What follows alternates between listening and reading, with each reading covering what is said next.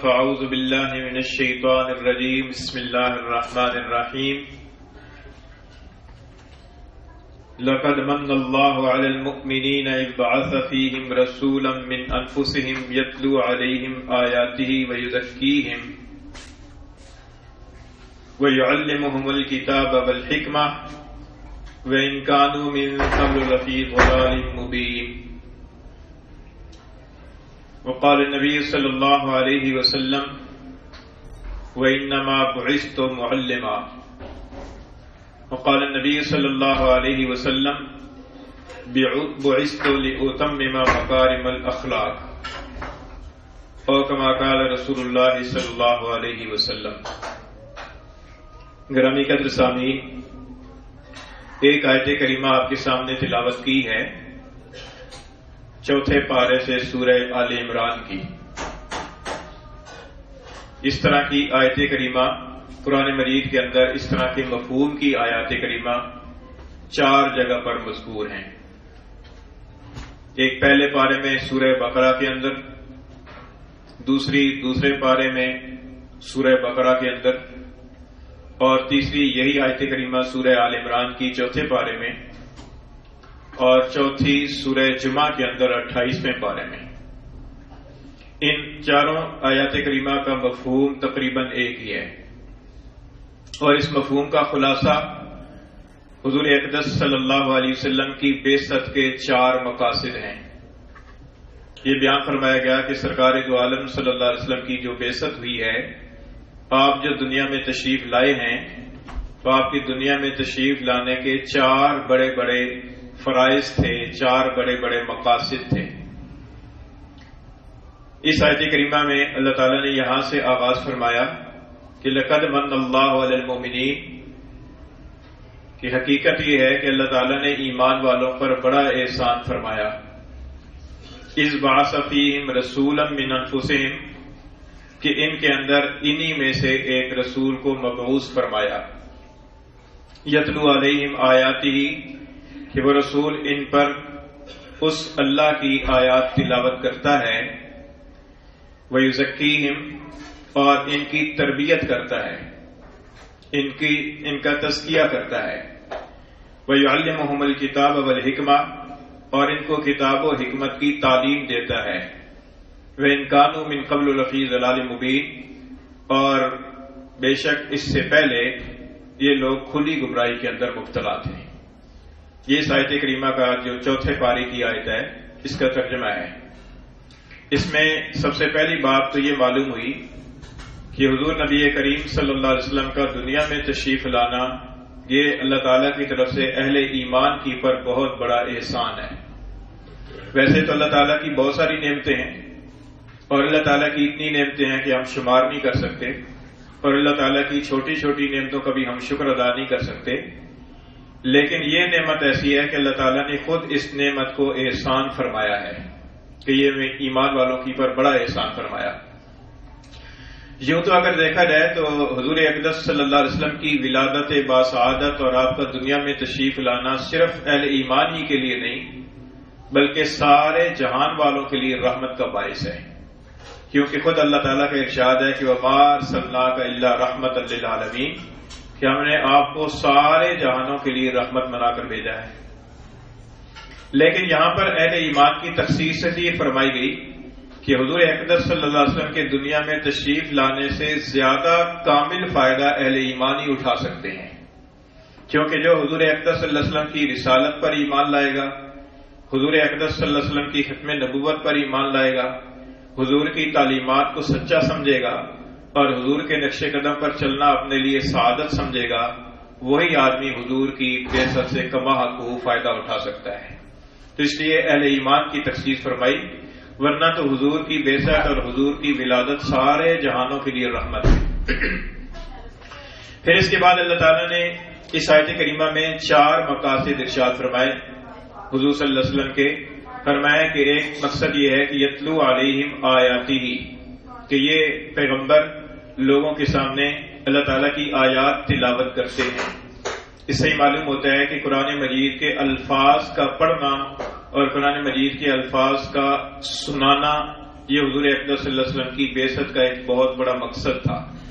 چنانچہ حضور اقدس صلی اللہ علیہ وسلم پر جو وحی نازل ہوتی تھی، آپ انہی آیات کریمہ کو لفظ بلفظ حرف بحرف ہو بہو صحابہ کرام کے سامنے پڑھتے تھے اور اللہ کا پیغام ہو بہو لوگوں تک پہنچاتے تھے۔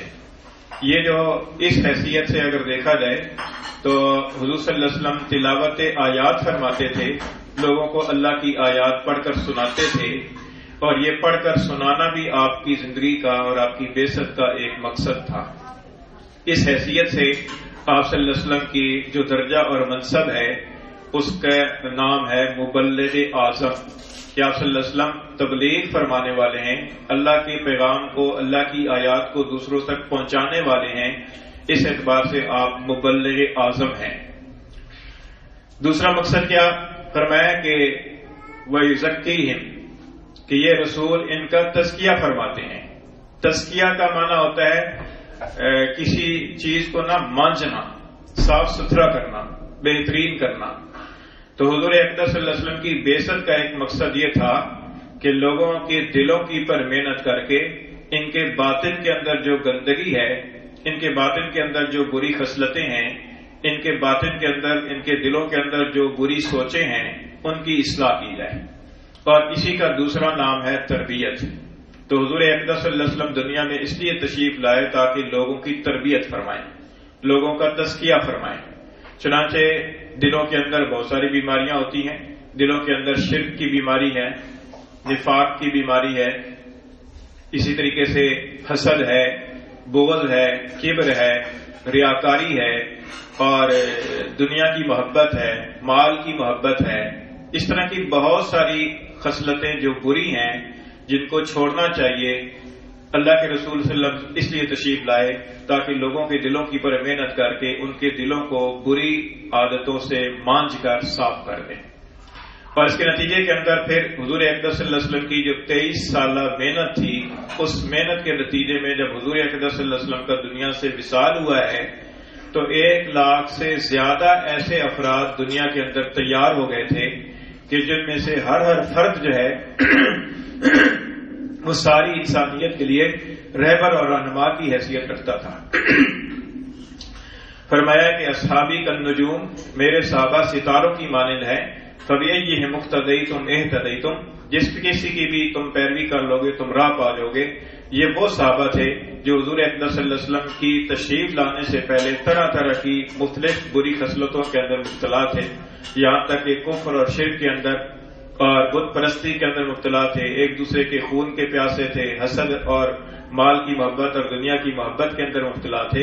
حضور اقدس صلی اللہ علیہ وسلم کے تربیت فرمانے کے نتیجے کے اندر پھر یہ لوگ آخرت کے قائل ہوئے اور آخرت کی محبت کرنے والے ہوئے، اور ایسے ہوئے کہ بقول حالی کے خود نہ تھے جو راہ پر اوروں کے ہادی بن گئے، خود نہ تھے راہ پر اوروں کے ہادی بن گئے۔ کیا نظر تھی جس نے مردوں کو مسیحا کر دیا۔ یعنی حضور اقدس صلی اللہ علیہ وسلم کی تربیت فرمانے سے صرف جان پیدا نہیں ہوئی بلکہ دوسروں کو بھی زندہ کرنے والے بن گئے، مسیحا بن گئے۔ اور صرف یہ نہیں کہ خود راہ پر آ گئے بلکہ دوسروں کو بھی راہ پر لانے والے بن گئے۔ تو یہ حضور اقدس صلی اللہ علیہ وسلم کی تربیت تھی جس کو فرمایا کہ وہ یزکیہم، کہ یہ ان کا تزکیہ فرماتے ہیں۔ اور یہ تربیت جو ہے نا، یہ تعلیم سے بھی زیادہ ضروری ہے، اس لیے کہ نیری تعلیم سے آدمی عمل کی پر نہیں آتا جب تک کہ انسان کی تربیت صحیح نہ ہو۔ اور بسا اوقات ایسے ہوتا ہے کہ ایک آدمی کے پاس علم کم ہوتا ہے لیکن اس کی تربیت اچھے گھرانے کے اندر ہوئی ہوتی ہے، اور علم کم ہونے کے باوجود بھی اس کے اخلاق اچھے ہوتے ہیں، اس کی رواداری اچھی ہوتی ہے، اس کا رکھ رکھاؤ اچھا ہوتا ہے۔ یہ تربیت کا نتیجہ ہوتا ہے۔ اور بعض اوقات ایسے ہوتا ہے کہ آدمی کے پاس ڈگریاں بہت ساری ہیں لیکن اسے بولنے کا سلیقہ نہیں آتا۔ تو یہ تربیت ہے۔ پھر اس کے بعد فرمایا کہ وَيُعَلِّمُهُمُ الْكِتَابَ وَالْحِكْمَةَ، تیسرا مقصد یہ کہ آپ کتاب کی تعلیم دیں گے۔ کتاب سے مراد قرآن مجید، قرآن مجید کی تعلیم۔ یہ قرآن مجید کی تعلیم جو ہے، یہ قرآن مجید کے الفاظ پڑھنے کے علاوہ ہے، علیحدہ ہے، کیونکہ الفاظ پڑھنے کا نام تو تلاوت ہے، اور تعلیم کا مطلب یہ ہے کہ اللہ تعالیٰ کی مراد کیا ہے ان آیات کریمہ سے۔